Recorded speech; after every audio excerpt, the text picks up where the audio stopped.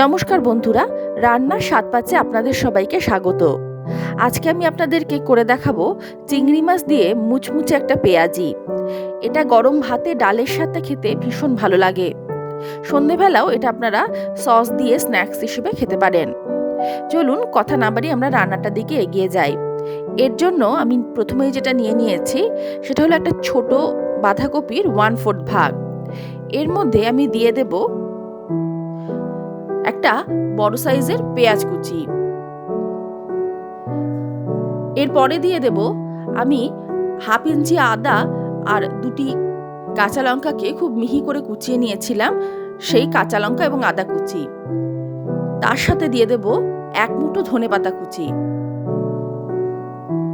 এছাড়া আমি নিয়েছি 150 গ্রাম চিংড়ি মাছ, সেগুলোকেও ছোট ছোট টুকরো করে কেটে রেখেছিলাম নুন হলুদ মাখিয়ে, সেটাও এর মধ্যে মিশিয়ে নেব। এরপর দিয়ে দেব 1/2 চামচ লঙ্কার গুঁড়ো। তারপর মিশিয়ে নেব স্বাদ অনুযায়ী নুন। আমি এখানে 1 টেবিল স্পুন নুন প্রথমে ব্যবহার করেছি। এরপরে দিয়ে দেব 1 টেবিল স্পুন চিনির গুঁড়ো। আমি এখানে গুঁড়ো চিনি ব্যবহার করেছি, আপনারা চাইলে নর্মাল চিনিও ব্যবহার করতে পারেন। এরপরে দিয়ে দিচ্ছি 2 টেবিল স্পুন ময়দা।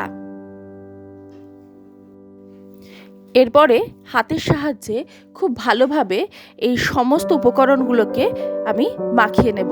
এর মধ্যে যেহেতু নুন দেওয়া আছে, তাই বাঁধাকপি এবং পেঁয়াজ থেকে খানিকটা জল বেরোবে। এবার খানিকক্ষণ এটাকে স্ট্যান্ডিং টাইম দিয়ে বুঝতে হবে যে আর আমাদের বাইন্ডিং এজেন্ট কিছু লাগবে কিনা।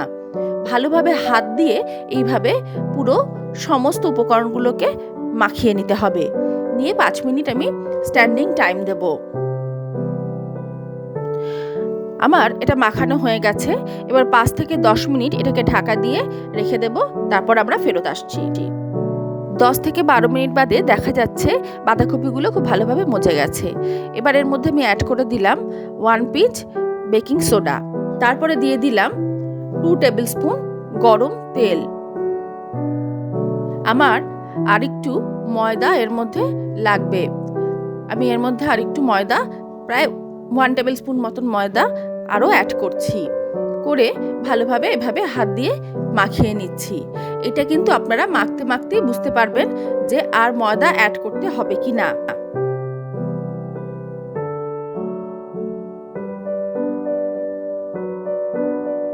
কড়াইয়ে তেল গরম করে নিয়েছি। এবার এক এক করে আমি পকোড়াগুলো ছেড়ে দেব। বন্ধুরা, এই পকোড়াটা কিন্তু খেতে ভীষণ ভালো হয়।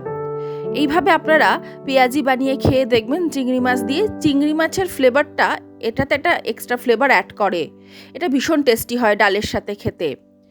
আমার রেসিপিটা যদি আপনাদের ভালো লেগে থাকে তাহলে অবশ্যই লাইক, শেয়ার এবং কমেন্ট করতে ভুলবেন না। যারা এখনও আমার চ্যানেলটাকে সাবস্ক্রাইব করেননি তাদের কাছে আবারও চ্যানেল সাবস্ক্রিপশনের অনুরোধ করছি। এবার পকোড়াগুলোকে খুব ভালোভাবে লাল করে আমরা ভেজে নেব 2 পিঠ। একটু সময় দিয়ে গ্যাসের ফ্লেমটাকে লো টু মিডিয়ামে রেখে এই পকোড়াটাকে ভেজে নিতে হবে, তা না হলে ভেতরটা কাঁচা থেকে যেতে পারে। পেঁয়াজিগুলো আমার খুব ভালোভাবে ভাজা হয়ে গেছে। এবার এগুলোকে আমি তেল থেকে তুলে নেব। নিয়ে বাকিগুলো এই একইভাবে ভেজে নিয়ে ফেরত আসছি। তৈরি হয়ে গেল মুচমুচে পেঁয়াজি চিংড়ি মাছ দিয়ে।